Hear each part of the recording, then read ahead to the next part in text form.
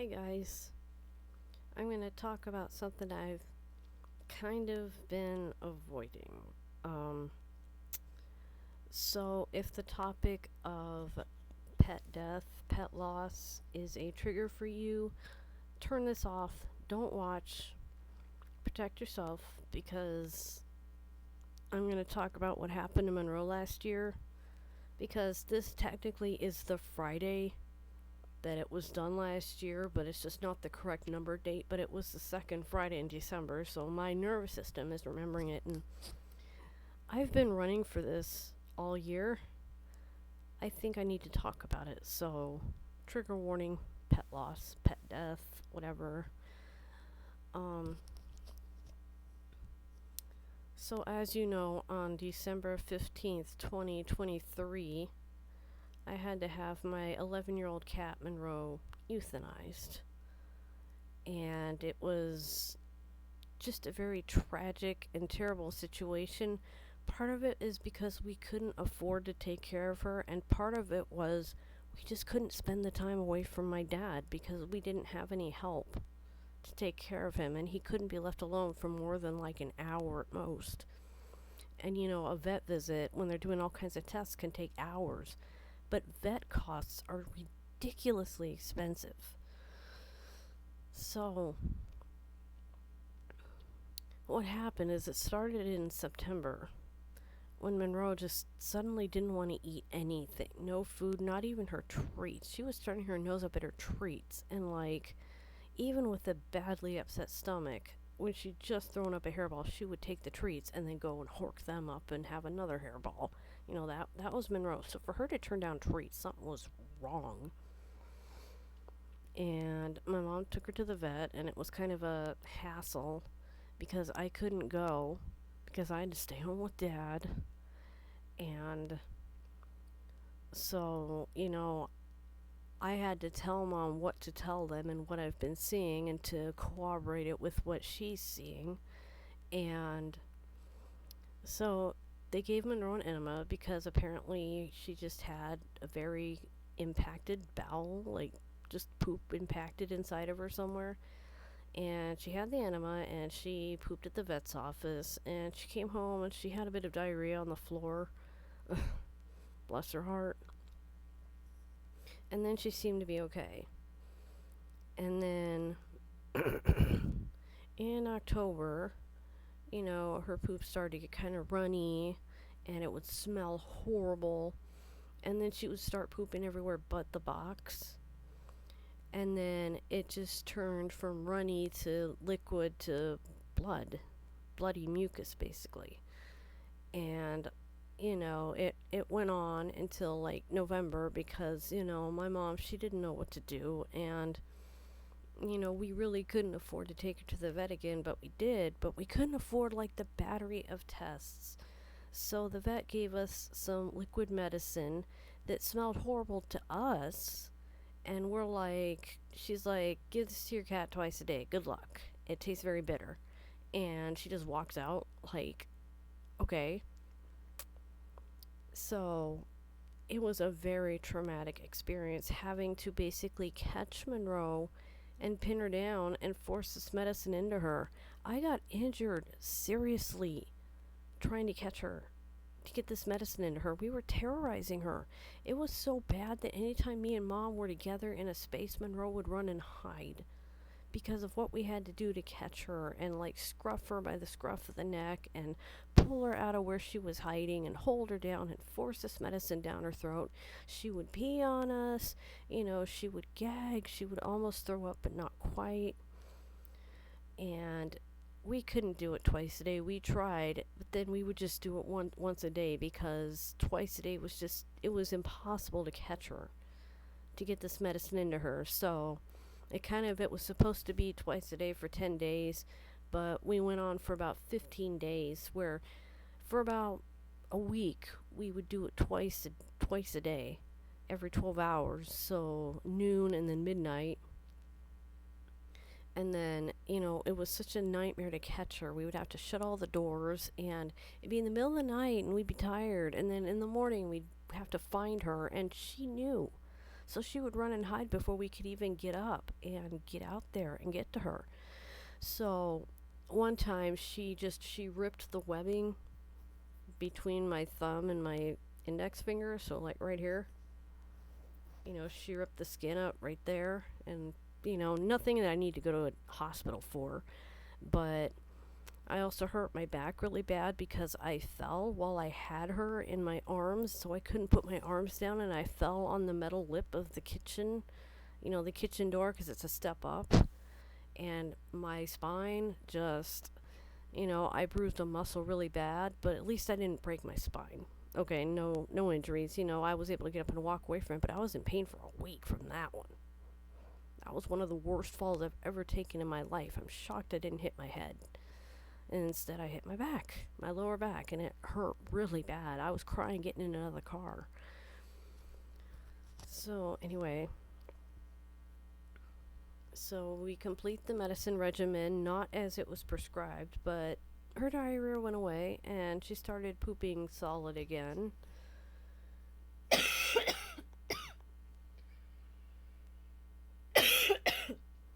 Still fighting my cold. Almost over it. So, so, she started to poop solid, and this was in November. So, for about 2 weeks, her poop was solid again, and it was normal, and she was going into the litter box, and she was acting like herself again, except she would run and hide whenever she saw me and Mom in the same place. So, we would just try to give her treats and be like, hey, no medicine, but no, we had traumatized this cat for the rest of her life, the very short rest of her life.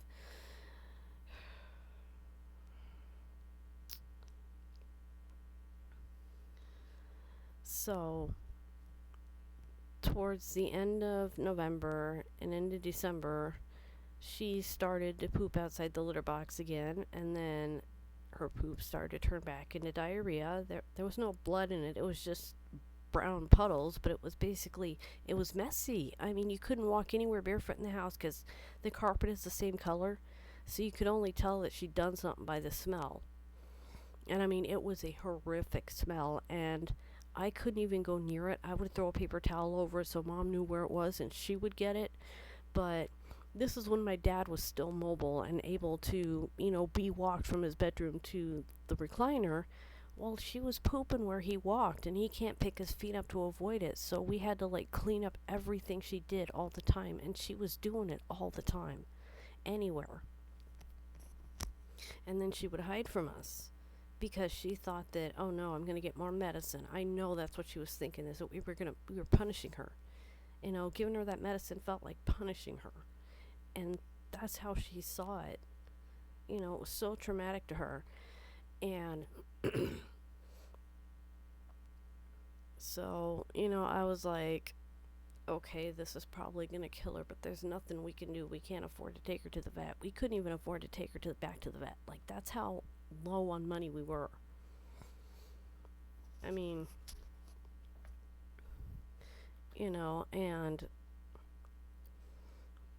and her diarrhea it kept happening, and then let's see, I went Christmas shopping on December 6th, and trying to remember because it's blurry because I've kind of blocked some of it. See, I saw Godzilla -1 on December 2nd, and then let's see, we decorated the tree on Sunday, I think. It was an unusual week for shopping because Mama just had to get the car fixed. I mean, that's what ate the money that we could have used for Monroe, but the car needed it. So then Monroe, she started to have the diarrhea again, and then after we went Christmas shopping, it was that night. It was that Saturday night, December 6th, I think. Or maybe it was the 9th. I don't remember which exact number, but it was a Saturday. She would run around like she was getting zoomies, and that's when we knew she was about to have diarrhea. And she was doing it in places we couldn't reach. she was hiding and doing it because she knew that she thought that she would get in trouble and get punished with that nasty tasting medicine. I feel so horrible about that. And then, Marcy let us know that she'd done something behind the TV in the living room in that corner that's really hard to reach. You have to basically climb over things to get there to pick it up. And then after Marcy left, Monroe started running around the house really weird. Um, she was running but squatting, not like scooting her butt, but running and squatting like she was really straining to do something. And she came into my room and I saw her put her butt down like she was going to poop again, so I kind of shooed her out into the hall because I did not want her to do that on my floor, and she did a little bit on my floor, so I had to shoo her out, shut the door, and I got a paper towel and I cleaned it up because it was just a tiny little bit. It wasn't like an entire handful, it was just like a couple little drops of like whatever. But I wanted to get it before it stunk, so like I sprayed it with Resolve and then Febreze and just I didn't want her to smell it and see that as another spot to go do it. So she ran into my mom's room and got under her dresser. And we thought, okay, maybe she'll just stay there. But it started to smell really bad in there. Really, really bad. And I thought, well, maybe she was just having a big, big, giant diarrhea poop under the dresser. And boy, Mom was going to have fun cleaning that up. And I'm like, Mom, she's under your dresser and I think she's pooping in there. And she's like, oh, great. So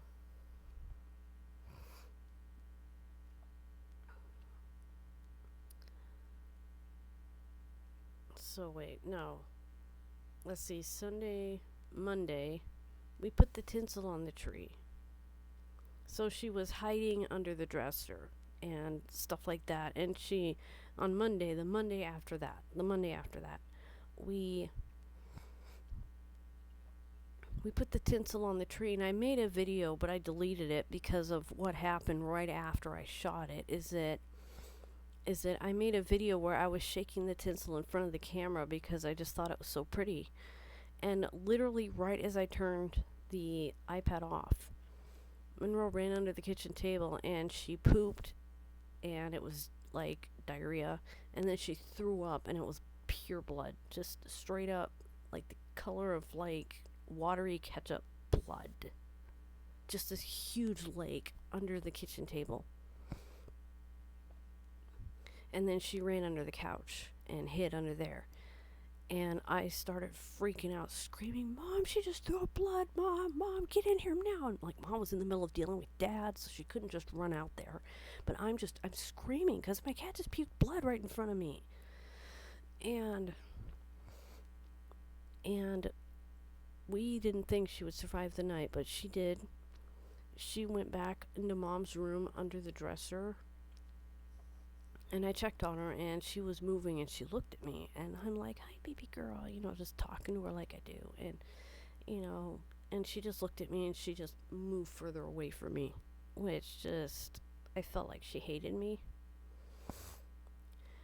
And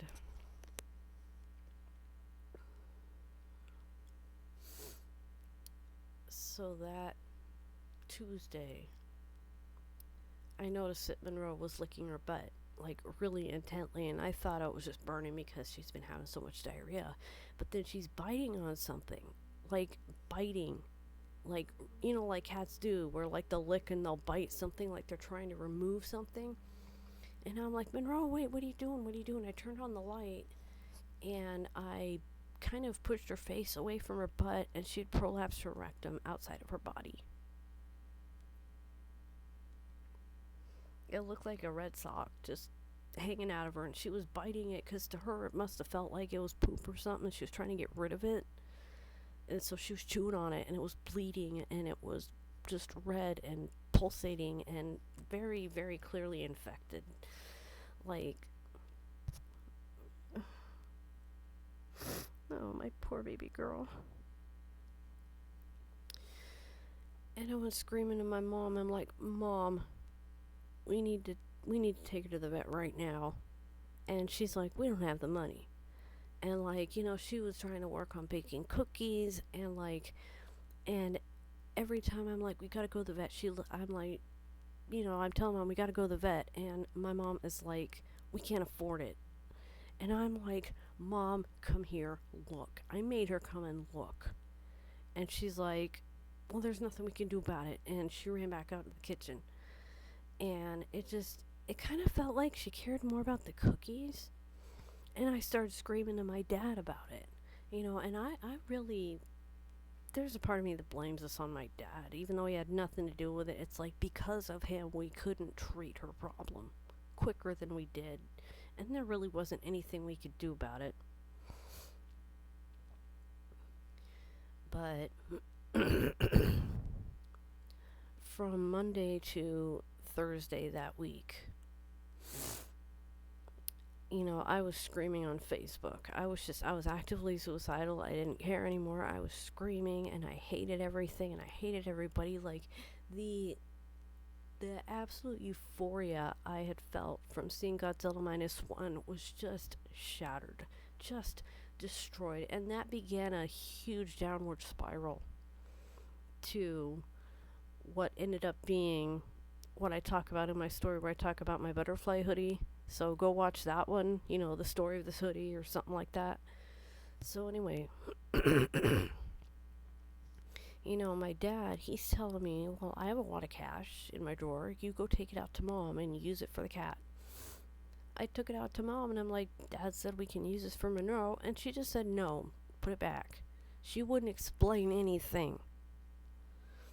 So I'm like, Mom, my cat is going to die and I don't want it to be painful. And she's like, I can't afford to take her to the vet.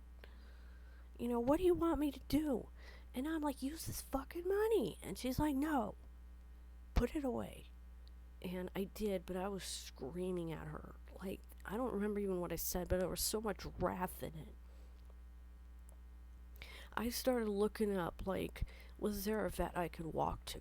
Because I was going to carry her in her carrier, just pick her up, put her down, pick her up, put her down, and just walk to a vet nearby. But there weren't any that were close enough that I could get to within like 15, 20 minutes. They would be like an hour of walking, and I wouldn't be able to carry her that far. It's just she'd be too heavy in that carrier. And I didn't dare carry her in my arms because she would flip out and run away and probably die that way, and that would not be good. So, someone who follows my mom and me on Facebook saw my post, and she messaged Mom because she was worried about me, and I think Donnie did too. I'm not sure, but my mom had like a couple people being like, hey, what's wrong with Cindy? She sounds like she's trying to kill herself, stuff like that.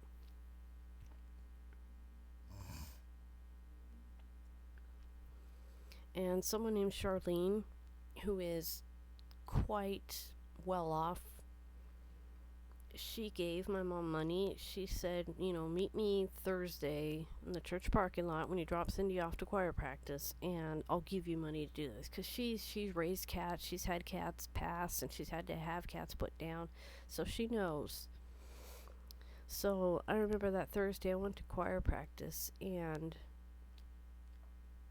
let's see, the day before, well, not the day before, but that afternoon, I recorded a Growing Up with Godzilla episode with Donnie. I'm wearing blue in it. I'm wearing like my blue velvet top and my blue Godzilla shirt underneath it. And in that video, I was about 2 steps above the lowest point in my life, but Donnie at first, he was like, screw the show, who cares, worry about your cat. And I'm like, I just want one thing to go right. I just want to do this so that one thing goes right. And so I did the show, but I was thinking about killing myself the entire time I was on that show, believe it or not. But it was a momentary distraction from feeling like crap. So I took it, and I went with it, and, it did feel good to do the show. And then, that evening my mom got the money from Charlene, and Charlene gave her way more than we needed. But she told Mom, keep all of it. Even if you don't use it all, just keep it all, because you may need it. And I remember I just walked out of choir practice like halfway through. I didn't stay for the whole thing. I was just, when I walked in there, I was screaming and crying, and poor John, he didn't know what to do. I mean, nobody knew what to do. I was curled up crying, and I pulled myself together and we were working on songs, and they were just these chipper, cheery songs when I felt exactly the opposite. They made me want to die, so I just packed my stuff and left. I didn't tell anybody, I just left. And I think John knew that I just couldn't handle it mentally, so he didn't say anything. I just packed up and walked out. It was like 8:30, and choir usually ends at 9. And Mom, we went home, and we were keeping Monroe in a box. Like, it was a big box. She had room to, like, turn around in and stuff. But it was to kind of contain her because she was just pooping and peeing uncontrollably everywhere. So she was on puppy pads. So at least we could clean up the mess and keep her clean. But she didn't like it. But it was either that or let her go somewhere where we couldn't get to her. When it was time to take her to the vet. And we were going to take her the next morning. But that night, Mom and I took turns holding her. We laid one of the puppy pads in our lap and we just held her and we just pet her and talked to her and told her we loved her. And I told her I'm going to make it stop. I'm like, Monroe, I'm going to make this stop because I know you hurt and I'm sorry it took so long. I fought for you the whole time. And it finally worked. And this is going to stop. This is going to stop, baby girl. I'm sorry. But I'm going to make it stop. And she looked at me, and it's like her eyes weren't focused. Like, Monroe, she had this very peculiar look that she would give me when she was paying attention to me. And instead, she just looked at me like she was drunk. Like, she was just in so much pain. And I knew that, it wasn't fair, but she was beyond help. She was starting to develop a fever. She was really lethargic. And it's like sepsis was setting in. And it probably would have been a long and painful week before it finally ended, or she could have died on Christmas morning for all I know. So December 15th, 2023, we took her to the vet for the last time. And, we told them that no more tests, we're just here to put her down because we can't take care of this problem. We can't afford the surgery to fix it. And she's just suffering. She's in pain. She's septic. Let's just make it stop for her. And so, we did. They took her back, and they were gone for a long time with her. I don't know how it could take so long to put in a frickin' IV in a cat. But anyway, they brought her back, and they laid her on these really soft blankets. And I had a rosary with me, a wooden rosary, and I laid that next to her.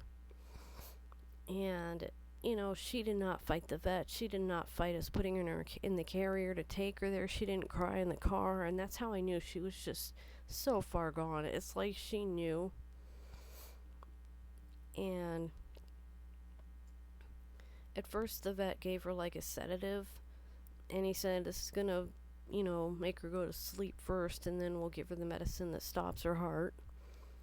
And they gave us a little bit of time with her so that we could just pet her and love on her. And I felt so bad because, like, she was kind of covered in poop.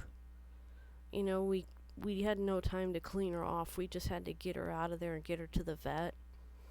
We didn't want to make her any more miserable with a bath than she already was. And there was really, nothing that would make it better. But, like, she had poop on her ear.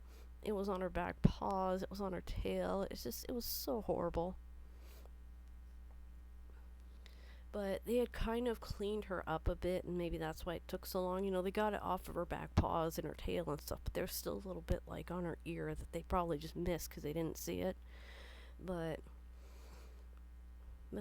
I told her I was sorry. That's all I kept saying is that I'm sorry.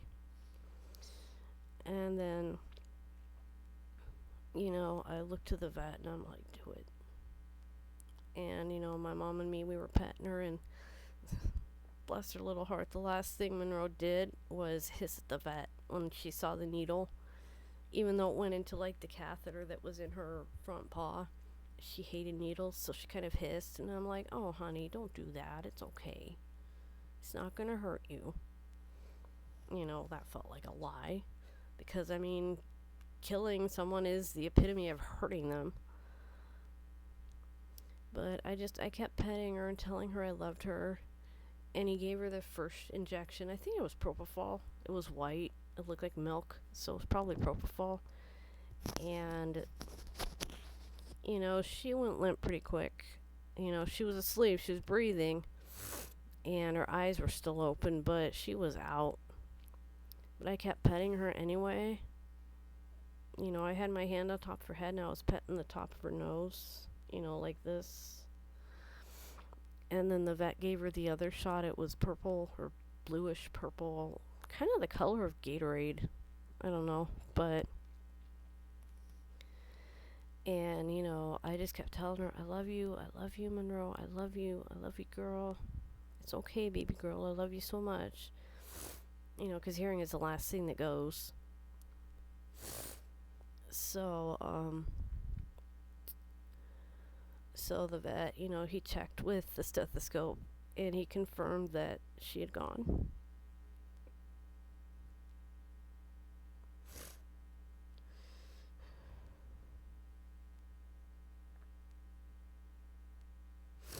And just like that, my baby girl was gone.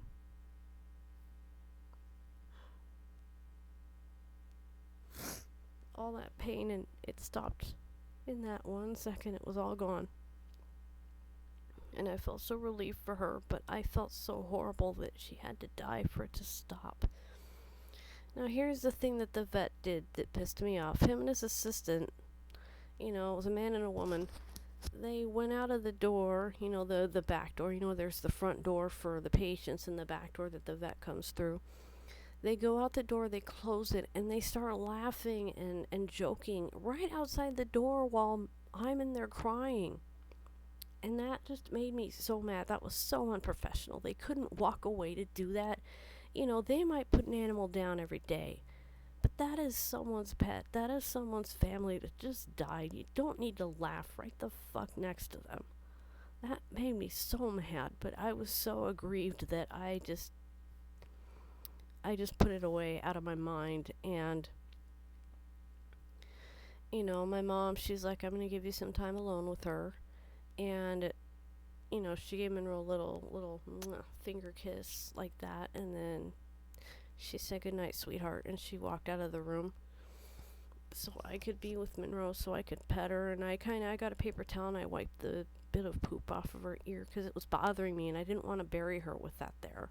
The rest of her was pretty cleaned up. She didn't smell or anything like poop anymore. So she'd been pretty well cleaned up. It was just that one spot. But I sang a song over her body. It's a song my choir is actually going to do this Sunday, and I don't know how I'm going to handle it, but it's called Even So, Lord Jesus, Quickly Come.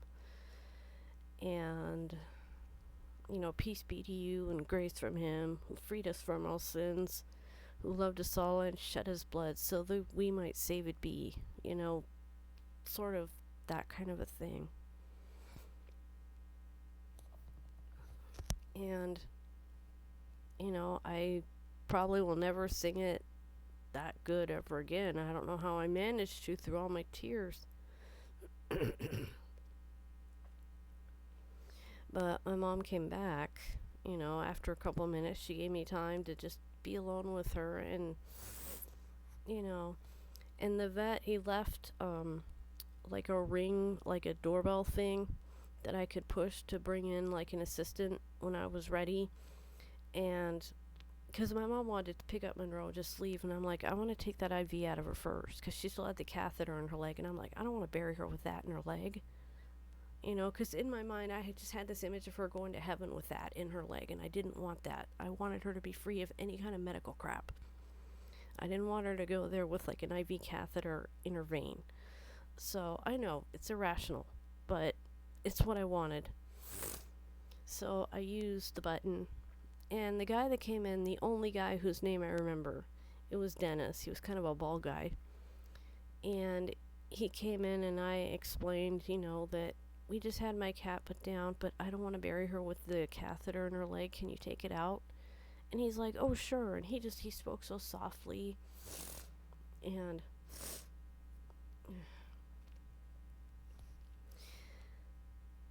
he talked to her like she was still there.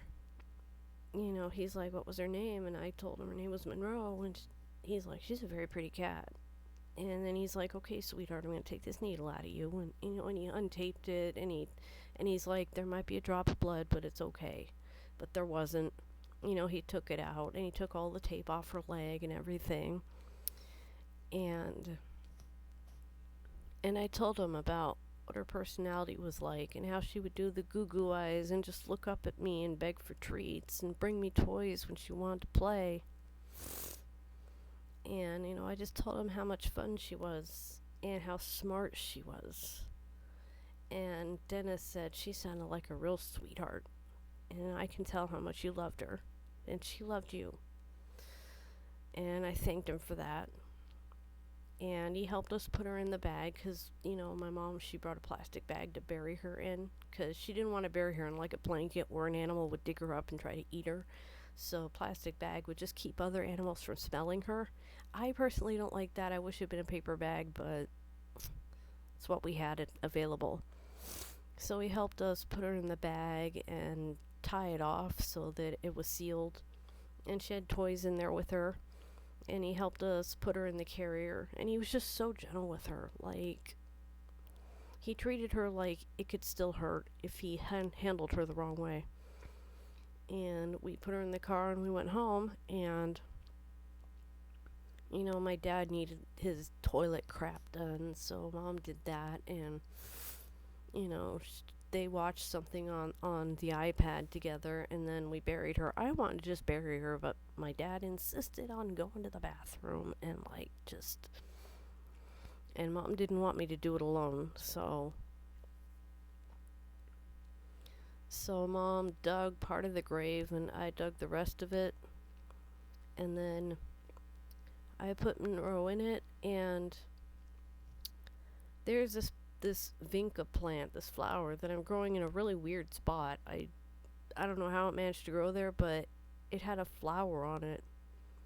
And I picked the flower and I put it on top of Monroe in the grave, and then I covered her up with all the dirt.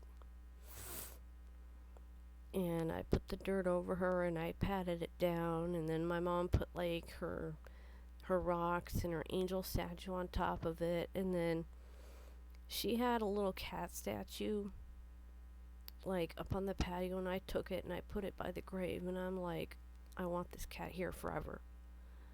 And I was like, okay, whatever you want. And I picked more flowers from around the yard and I put them on the rocks. And then I just went numb.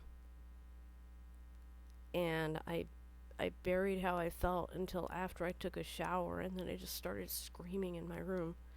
I just started screaming and bawling and freaking out and my mom came in and she like grabbed onto me and held me because I was just so inconsolable, and she's like, what's the matter? Tell me about it. What is it? And I'm like, do you think Monroe's mad at me for killing her?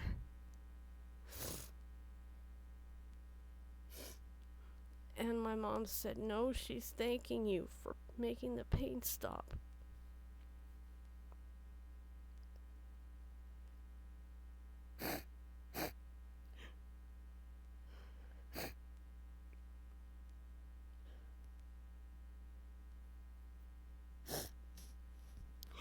I miss my girl so much. I miss my cat.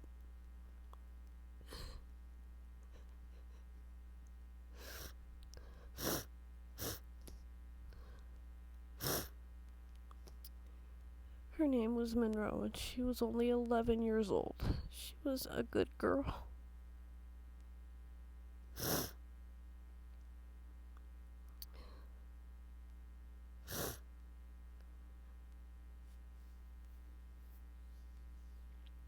And after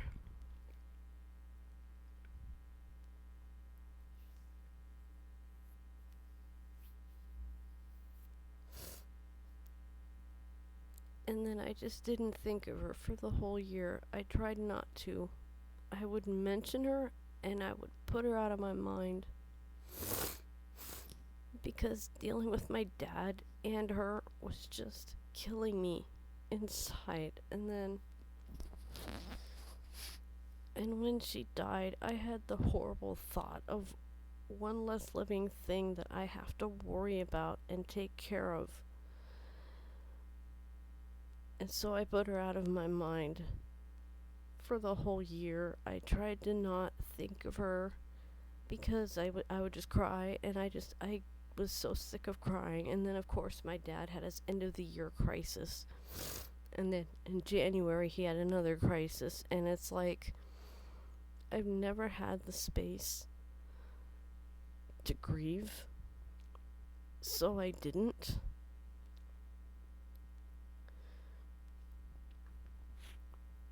And now it's like I can't.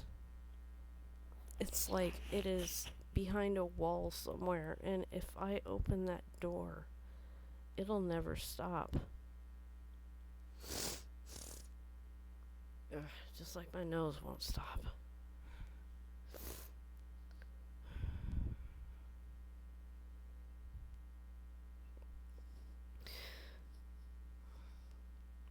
But what happened to her was not fair.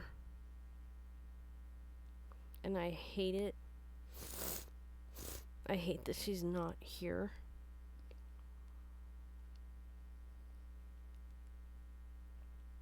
God, is anybody even still watching this? I don't know if anybody even gives a crap about what I have to say, but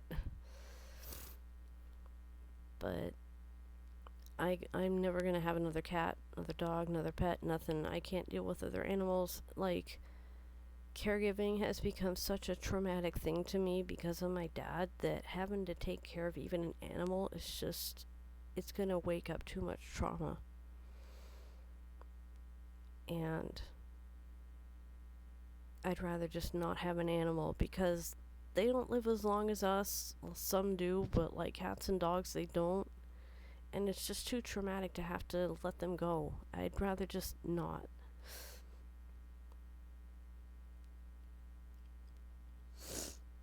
I'm really trying to not cry too much because I don't want to spend the entire night crying, and I will if I do. So I kind of swallowed it like I've been doing, which probably not the healthiest thing, but you know, until Kaiser Permanente gets their shit together, I can't talk to my therapist about this. So I'm just not.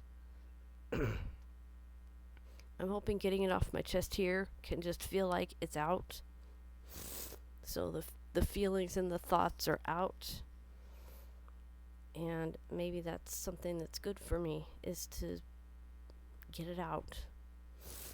But I will say, God, I'm sorry about my constant sniffling. I feel like it's dripping down. But before the Advent season, like in November, we did a song called, oh God, what was it? Set Me as a Seal.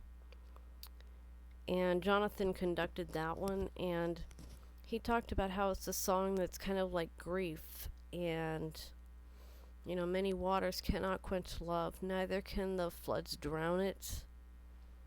And he's like, that part of the song, because it's overlapping parts, he's like, that is the grief. That is the grief. Think of something you are grieving about, and let that be what you sing about.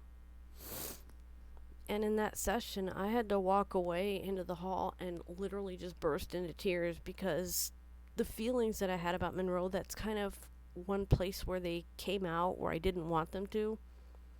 But I just let them. I just let it. I just walked away and I cried because I had to get it out. And I went back, and that song became a very bad trigger for a while. But by the time we did it, I was okay. So it's like, I guess I got it out of my system, but like that performance is on here, so just go to my Singing with My Choir and scroll down until you can see my choir, a webcam video, not one of my folder videos, but a webcam video. It's recent, but you'll see it there. But anyway, that's what happened to Monroe and what I've been kind of swallowing and compartmentalizing from. And it was not easy to talk about, and I kind of talked about it very deadpan, but that's kind of my reaction to it right now. Except for that one time where I basically fought to not cry, when I had my. Um,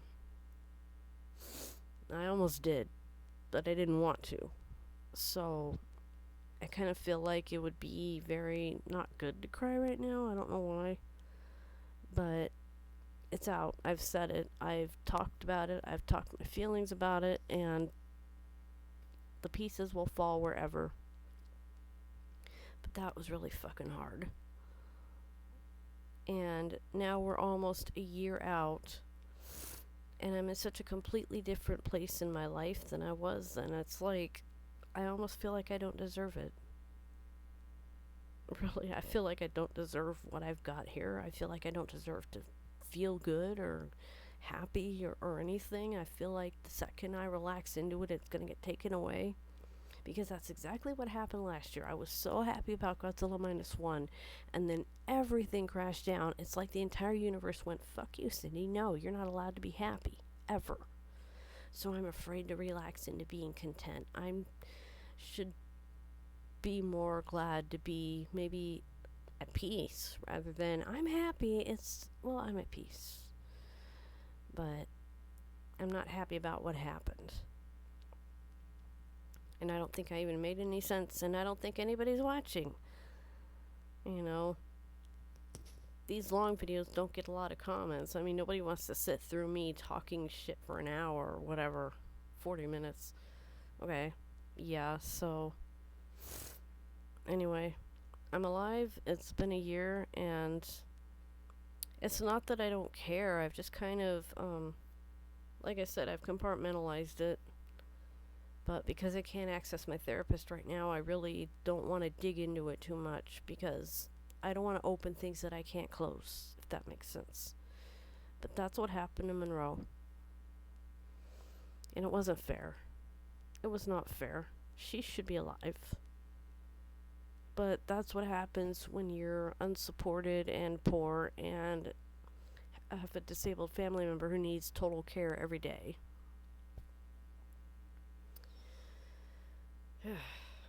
Alright, I'm gonna shut up. Who's even here?